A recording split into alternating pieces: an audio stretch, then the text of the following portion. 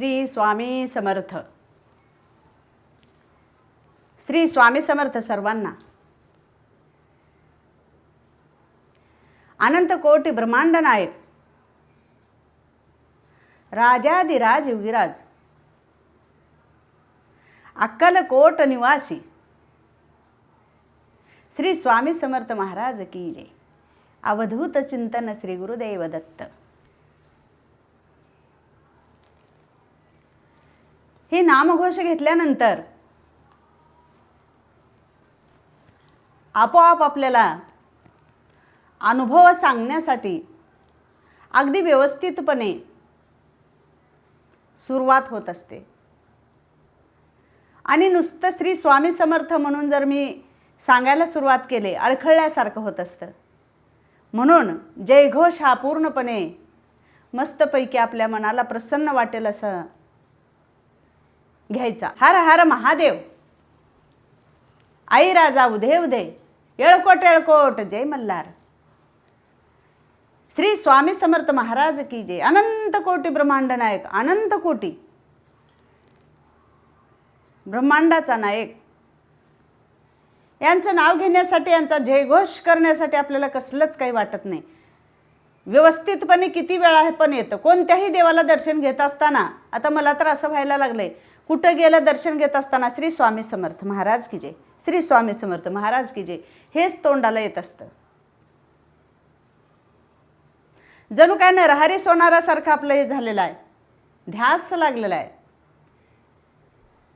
ध्यास तुझा मनामध्ये डोळ्यामध्ये भाव, मनमथा तुझे नाव देवा मनमथा तुझे नाव. संत शिरोमणी मन्मथस्वामी महाराजांचं नाव ज्या वेळेला कार्तिकी पौर्णिमेच्या दिंड्या जात असतात, सारे शिवभक्त मन्मथस्वामीला चालत चालत जात असतात आणि वाटनं सगळे भक्त शिवभक्त सगळे संत लोक हेच गीत म्हणत जात असतात. त्याच पद्धतीनं आपल्या मनामध्ये ध्यास लागला पाहिजे. मनात ध्यास पाहिजे, डोळ्यामध्ये भाव पाहिजे. आणि जो मार्ग आपल्याला स्वामी आई दाखवणार आहे, जो मार्ग आपल्याला परमेश्वर दाखवणार आहे, आपण ज्या देवाची भक्ती करतो ते देव आपल्याला जे मार्ग दाखवणार आहे त्या मार्गाने सरळ चालायचं आहे. मला असं सांगायचं आहे की बाबा मन्मथस्वामीने काढिली वाट, त्या वाटेनं चालावे नीट. जे देवाधिकाने आपल्याला वाट दाखवून दिले त्या वाटेने त्या मार्गाने आपल्याला नीट चालायचं आहे. आपल्या सरळ असलेल्या मार्गाला वाट सरळ असताना आपण वेडवाकडं चालायची गरजच नाही. पण आपलं दुर्दैव, आपल्या मनातला हमपणा, आपल्या मनातला मीपणा, अरे कोण आहोत आपण, काय आहोत आपण, हे आपल्याला वाटतच नाही. मी सगळं काही मी, माझं मी. आणि ज्या माणसाने हे ज्या वेळेला विसरतो का नाही त्यावेळेला खूप आनंदी खूप सुखी राहत असतो. आता उदाहरण, ज्या श्रीमंत माणसापाशी खूप पैसा आहे आणि उन्हाळा दिवस आहे, एसी लावलेली आहे, मोठी गादी आहे, पलंग आहे, गादी आहे, एसी लावलेला आहे, तरी पण त्या श्रीमंत माणसाला शांत झोप येत नाही. काय येऊ नये बाबा, त्यांच्याकडे पैसा आहे, सगळं काय आहे ना, मग का झोप येऊ नये, त्यांना झोप येत नाही. आणि एखाद्या गरीब माणसाला दिवसभर मरमर करून काम करून येऊन रात्रीच्याला जेवण करून चटई टाकून रोडवर जरी झोपला, दारासमोर बाहेरची हवा खेळती हवेमध्ये जर दारासमोर जरी झोपला तर बिनधास्त शांत झोपणार, रात्री झोपल्याला सकाळीच उठणार. फक्त आपल्या ह्या मनामध्ये जे आहे ना मीपणा, हमपणा,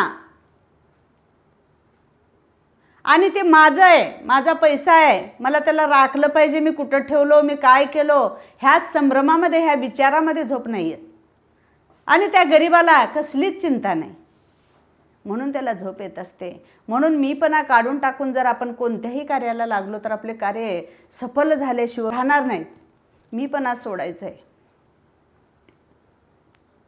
तर असंच मीपणा सोडायचा म्हणजे नळदुर्ग या गावामध्ये तुळजापूरपासून जवळच असलेले नळदुर्ग ह्या गावामध्ये श्री स्वामी समर्थाची स्वारी आली. देव ज्या वेळेला मानव रूप धारण करतात, मी काही तेवढे वेद पुराण वाचलेली नाही, तरी पण मला जेवढं समजतंय तेवढं मी सांगण्याचा प्रयत्न करत असते. मानव रूप ज्या वेळेला परमेश्वर धारण करतात त्यावेळेला भक्ताच्या रक्षणाकरता मानव रूप धारण करून आपलं रक्षण देव करत असतात. त्याच पद्धतीनं श्री स्वामी देव सुद्धा आपल्यासाठी मानव रूप धारण करून आपलं रक्षण करायला आलेले. या मानवाच्या रूपामध्ये, या मानवाच्या मनामध्ये खूप घमेंड, खूप हमपणा, खूप मीपणा भरलेला आहे. आणि यांना चांगला मार्ग दाखवण्यासाठी, यांना व्यवस्थितरित्या जगण्यासाठी म्हणून मानव रूप धारण करून त्यांनी मार्ग दाखवण्याचा आपल्याला प्रयत्न केलेला आहे भरपूर. आणि त्या मार्गाने आपण चाललो.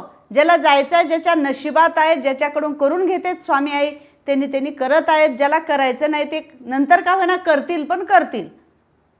आलं देवाजीच्या मनात येते, कोणाचे चाले ना. त्यांच्या मनात आल्यानंतर आपलं काही चालतच नसते. आपल्याला ते आपोआप बरोबर त्या वळणावर आणणारच आहेत. सगळेजणच त्या मार्गाला येणारच आहेत, पर्यायच नाही. तर नळदुर्ग या गावामध्ये मानव रूप धारण केलेले असताना स्वामी समर्थ त्या ठिकाणी आले. स्वामी समर्थ मानव रूपामध्ये ज्या वेळेला नळदुर्गला बळवंत अप्पा यांच्या म्हणण्यावरून ते राजे होते त्या गावाचे, त्यांच्या म्हणण्यावरून त्या नळदुर्गला आले. आल्यानंतर एका मंदिरामध्ये प्रवचनाचा कार्यक्रम, श्री स्वामी समर्थ महाराजांचा दर्शनाचा कार्यक्रम, मग सर्व भक्त दर्शनाला आले. दर्शन झालं आणि त्याच ठिकाणी त्या नळदुर्ग गावाचे सुभेदार आपल्या सेवकांना घेऊन तिथं हजर झाले. आणि ते सुद्धा स्वामींचे शब्द ऐकून, स्वामी जे सांगतात ते आशीर्वचन म्हणा, प्रवचन म्हणा, ऐकून त्या ठिकाणी सगळेजण बसल्यानंतर ऐकले. आणि नंतर ते सुभेदार उठले आणि म्हटले की बाबा तुम्ही आमच्या गावाला या. लांब थांबून म्हणले की तुम्ही आमच्या गावाला या, असं श्री स्वामी समर्थांना त्या सुभेदारांनी बोलले. त्या सुभेदारांची मोठी नोकरी कचेरीमध्ये तिथं होती. त्यांच्या हाताखाली सुद्धा सेवक होते, पण त्यांनी त्या गावाचे नव्हते, नळदुर्ग गावाचे नव्हते, म्हणून त्यांच्या गावाला नेण्याची इच्छा त्या सुभेदाराच्या मनात झाली. पण सुभेदारांनी जवळ येऊन त्यांचं दर्शन घेऊन त्यांना निमंत्रण दिलेलं नाही. त्याच ठिकाणी थांबून तुम्ही आमच्या गावाला या असं म्हणत असताना श्री स्वामी समर्थ त्यांच्या तोंडाकडे पाहिले, हसत मुख करून. स्वामी समर्थांनी काय उत्तर दिले की बाबा मी तुझ्या गावाला येतो, तू घोडा घेऊन ये आणि मी तुझ्या गावाला येतो, असा एवढाच एक शब्द त्याने बोलले. बघा या शब्दाच्या मागं काय काय दडलेलं आहे. आपण विचारसुद्धा करत नसतो की आपण सहज बोलून जात असतो, पण विचार करत असताना बारकाईनं छोट्या छोट्या गोष्टीमध्ये सुद्धा काहीतरी दडलेलं असतंय. म्हणून बोलत असताना विचार करून बोलावायचं असते. कुणाला बोलवायचं आहे ह्याचा पण विचार करायचा आहे. आपल्या गुरु महाराजांना आपण घरी आणलं, आपल्या गुरु महाराजांना घरी आणायचं आहे, आणलं आणि म्हणत्यात म्हणून आणलं. गुरु महाराजांना आणलो, घरी सोडलो, बिन्ना करायला लावलो, जेवण करायला लावलो, भोजन झालं, सगळं काय आणून दिलो आणि मी गुरु महाराजांना आणलो म्हणून सांगत फिरलो. संपलं. हा भाव नाही, ही भक्ती नाही. आपल्या गुरु महाराजांना आणलं आणि आणायचं आहे हे आपल्या मनातून राहिलं पाहिजे. आपली भक्ती तशी पाहिजे, आपली श्रद्धा तशी पाहिजे आणि आपल्या मनात आवड त्या पद्धतीचा आणि आनंद झाला पाहिजे. आपल्या गुरुला आपण आणलो बाबा, काय का असणं आपण आणावं म्हणलो होतो आणि तो योग आला आणि त्या योगामध्ये आपण आणलो आणि आपल्या मनालाच आपण सांगितलं पाहिजे की आपण आणलो आणि आपल्या हातून ते घडलं आणि आपले गुरु महाराज करून घेतले आपल्याकडून सगळी सेवा. असं एक मनामध्ये आपला आनंद वाटला पाहिजे. मग ती भक्ती खरी आणि ते आपण करणं खरं, गुरु महाराज करून घेणं खरं. त्याच पद्धतीनं श्री स्वामी समर्थ हसले आणि त्यांना सांगितले की बाबा तुझा घोडा घेऊन ये आणि मी येतो. आणि आपल्या सगळेजण दर्शनाला आले आणि त्या भक्तांना बोलत त्या ठिकाणी बसले असता त्या गावचे राजे सुद्धा तिथं बसलेले होते. बळवंत आप्पा तिथेच स्वामीच्या सानिध्यामध्ये तिथंच बसलेले असता त्या मंदिरामध्ये हा जो सुभेदार नावाचा माणूस त्याच्या सेवकाला पाठवला आणि सांगितले की बाबा जा आणि घोडा घेऊन ये. मग आता इथं घोडा कुठं मिळणार आपल्याला? तू जा, बळवंताप्पाच्या घरी जायचं आणि घोडा घेऊन यायचं म्हणून सांगितले आणि आपण तिथंच थांबले. आणि त्या सेवक गेला आणि बळवंताप्पाच्या घरी जाऊन सरळ घोडा घेऊन यायला लागले.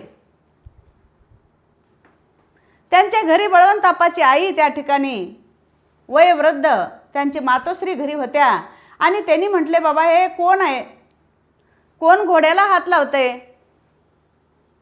असं म्हणल्याबरोबर त्यांनी सांगितले की मी सुभेदाराचा सेवक आहे आणि मला हा घोडा घेऊन ये म्हणून सुभेदाराने सांगितलेत.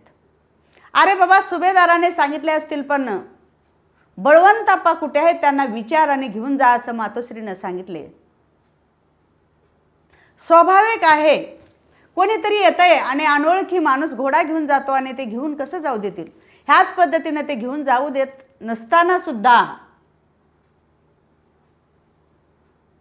तो माणूस त्या आईसोबत सुद्धा अरेरावीच्या भाषा करायला लागला. मग ते तिथंच थांबले असता ती वार्ता बळवंताप्पाला इकडं स्वामी सान्निध्यात असताना सांगण्यात आली आणि तिथून बळवंताप्पा श्री स्वामी समर्थ म्हणून चरणाचं दर्शन घेतले आणि घराकडे निघाले. घराकडे आले असता तो सुभेदार सुद्धा त्या ठिकाणी आले आणि म्हटले की बाबा मला घोडा पाहिजे आणि श्री स्वामी समर्थ महाराजांना मला घेऊन जायचे गावाकडे. असं म्हणत असता बळवंताप्पाने सांगितले की बाबा तुम्हाला घोडा पाहिजे ठीक आहे, पण तुम्ही विचारून न्यायला पाहिजे होतं. आणि मी घरी नसताना माझी आई वयोवृद्ध असताना तुम्ही घोडा घेऊन जायला नको होतं. असं म्हणत असताना अनेक गोष्टी सुनावल्या, अनेक गोष्टी त्यांनी त्या बळवंताप्पाला बोलल्या. आणि बळवंताप्पा मात्र दोन गोष्टी बोलून शांत श्री स्वामी समर्थ, श्री स्वामी समर्थ असा हात जोडून म्हणत त्या ठिकाणी थांबले. आणि हा सर्व वृत्तांत श्री स्वामी समर्थाला अंतरज्ञानानं सर्व काही समजलं की बाबा काय चाललं या ठिकाणी. मी घोडा घेऊन ये म्हटलेला आहे आणि हा बळवंताप्पाला नको नको ते बोलत आहे. श्री स्वामी समर्थांना ह्या गोष्टी कळल्या आणि घोडा देत नसताना तो तिथं काही बोलून तिथून निघाले. बोलून निघाल्यानंतर धावत पळत बळवंताप्पा श्री स्वामी समर्थ महाराजांकडे आले आणि दर्शन घेतलं आणि सांगितले की स्वामी देवा, श्री स्वामी समर्थ महाराज, मी काहीच न बोललो पण त्या समोरच्या व्यक्तीने मला खूप काही बोलून गेले असं म्हणत असताना श्री स्वामी समर्थ महाराजांनी सांगितलं, मला सर्व वृत्तांत कळलेला आहे आणि तू शांत बसण्याचं काम कर. तुझं काम झालेलं आहे, तू शांत बस. त्यांचा हिशोब कसा घ्यायचा आहे तो मी घेईन. आणि त्याच्या मनामध्ये मीपणा खूप काही भरभरून भरलेला आहे, म्हणून त्याला दुसऱ्याच्या गोष्टी नकोशा झालेल्या आहेत आणि त्याचा हिशोब मी घेतो असं सांगून श्री स्वामी समर्थ महाराज तिथेच थांबले आणि बळवंत अप्पा सुद्धा तिथेच बसले. बोलता बोलता अक्कलकोटला जाण्याचा टाईम झालेला श्री स्वामी समर्थ महाराजांचा आणि तो काही घोडा घेऊन आलेला नाही आणि स्वामी समर्थ काही त्यांच्या घरी गेलेले नाहीत. अक्कलकोटला जात असताना श्री स्वामी समर्थ महाराजांना त्या सुभेदाराची आठवण झाली आणि त्यांनी त्या सुभेदारांची आठवण झाल्यानंतर बळवंत अप्पाला सांगितले, तू शांत राहा आणि मी जात असताना मला सुभेदार वाटेत भेटल आणि मी त्यांना बोलून मी पुढे जाईन असं सांगून त्यांनी पुढे गेले. आणि खरोखरच सुभेदाराची भेट स्वामी समर्थांनी घेतले. आणि ज्या वेळेला चालत चालत सुभेदार जात असतो पुढं, मागं सेवक जात असतो रागाने क्रोधाने, लाल झालेले घोडी, त्यांना कसा घोडा मिळाला नाही या रागामध्ये ते पुढं जात असतात. जात असताना ज्या वेळेला समोर एक वडाचं, पिंपळाचं, लिंबाचं, कोणतं का असणार थंडगार असं झाड दिसत असतं आणि रागानं लाल झालेलं वरून ऊन लागलेलं त्या माणसाला समोर झाड दिसत असताना कशाची गरज असते की बाबा आपल्याला सावली मिळावी. आणि तो सुभेदार जसं जसं त्यांना झाड तरी दिसतात, पुढं झाड दिसतात, पण यांनी जसं जसं पुढे चालले तसं तसं ते झाड पुढे जात आहेत. तसं तसं झाड पुढे चाललेत, तशी तशी त्यांची 12चा टाइम आणि तसं तसं त्यांची सावली सुद्धा पुढे पुढे चालली आहे. त्या सावलीला पाहू पाहू ते पुढे पुढे चालले, झाडं पुढे पुढे चाललेत. स्वामी समर्थ खदखद हसायला लागलेत. बघ म्हणले आता कसे चटके असतात आणि आता ह्याचा मीपणा कसा गळून जातो असं म्हणत असताना त्या सावलीला बघायचं पुढं चालायचं, सावलीला बघायचं पुढं चालायचं, सुभेदार पुढं सेवक मागं आणि ते झाड काही जवळ येतच नाही. जोपर्यंत त्याच्या मनामधला हमपणा, ह्याच्या मनामधला क्रोध कमी होणार नाही तोपर्यंत ते झाड कसं येईल बाबा, हे स्वामी समर्थाला असं वाटायचं. आणि स्वामी समर्थ आईच त्यांना झाडाची भेट होऊ देत नाही, म्हणजे यांचा पाऊलच पुढे जात नाही. आणि ते सावलीला बघून क्रोधाने लाल होऊन ते पुढे गेले आणि त्या झाडाच्या सावलीला बसले असता कोणी काही म्हणाल का बाबा की झाडा तू मला चांगलं सावली दिलास असं कोणी म्हणणार आहे का? नाही. झाडाच्या सावलीला थंड हवेत बसले आणि मग तिथं श्री स्वामी समर्थ गेले आणि शांतपणानं त्याला सांगितले की बाबा हे राग, हा क्रोध, हा मीपणा हा बरा नव्हे बरे, असं त्या झाडाकडे बघून त्या झाडाला म्हणायला लागले. आणि तू एवढी थंडगार सावली दिलास, मला बरं वाटलं खाली बसून, असं जर त्या मुळाला सांगितलं तर चालेल का? असं म्हणत असताना सुभेदार हसले आणि म्हणले की बाबा माझी चूक माझ्या लक्षात आलेली आहे आणि मी तुम्हाला ओळखायला उशीर केलेला आहे. माझा अपराध पोटात घ्या. आणि मी ज्या ठिकाणी बसलो होतो, थांबलो होतो, त्या ठिकाणाहून तुम्हाला हाक मारली आणि माझ्या गावी या असं सांगितलं. श्री स्वामी समर्थ आई, आज मला त्या गोष्टीची जाणीव झालेली आहे आणि मला साक्षात परब्रह्माची ओळख झालेली नाही आणि मला या उन्हातानामध्ये येत असताना खूप त्रास झालेला. सगळं काही माझ्याकडे सुख सुविधा सोयी असताना सुद्धा मी चालत चालत रागाच्या भारात इथंपर्यंत आलो आणि ह्या झाडाने सावली दिली, पण मी ह्या झाडाचं सुद्धा आभार मानलं नाही किंवा झाडाने सावली दिलं असं सुद्धा वरती बघितलं नाही. आणि तुम्ही येऊन तुमच्या मुखातून हे 2 शब्द मी ऐकलं की बाबा वा वा वा क्या छान तुझी सावली मिळाली, असं कोणी मुळाला म्हणतं का? असं कोणी झाडाचे आभार मानतं का? असं म्हणल्याबरोबर मला सगळ्या गोष्टीची जाणीव झाली, माझ्यासुद्धा डोक्यामध्ये प्रकाश पडला आणि खरंच ह्या झाडाने आपल्याला थंडगार सावली दिली आणि माझ्या मनातला हंपणा सगळा गळून गेला. आणि ह्या झाडाने कधी म्हणलं का बाबा मी कुणाला सावली देतोय आणि मी तुला आता उन्हातून आलास बघ किती सावली तुला दिलं, असं कधी म्हणलेलं आहे का? नाही. मग ह्या झाडामध्ये हंपणा आहे का? नाही. तो हंपणा माझासुद्धा गळून गेलेला आहे, मी पणा गळालेला आहे आणि मी सुद्धा बळवंताप्पाची माफी मागतो म्हणून हात जोडले आणि स्वामी समर्थ माऊलीनं माझ्या गावाकडे यावं अशी विनंती स्वामी समर्थाकडे केले. आणि त्यांच्यासोबत अक्कलकोटी जाऊन त्यांना विनंती करून मेण्यात बसवून त्या गावाला त्यांच्या घेऊन जाऊन मिरवणूक काढून स्वामी सेवा केलेली आहे. अशा भक्तांना खरंच आशीर्वाद मिळो आणि अशक्य ते शक्य त्यांच्या मनात जे होतं ते सुद्धा झालेलं आहे आणि होत राहो एवढी स्वामीचरणी प्रार्थना. श्री स्वामी समर्थ. श्री स्वामी समर्थ.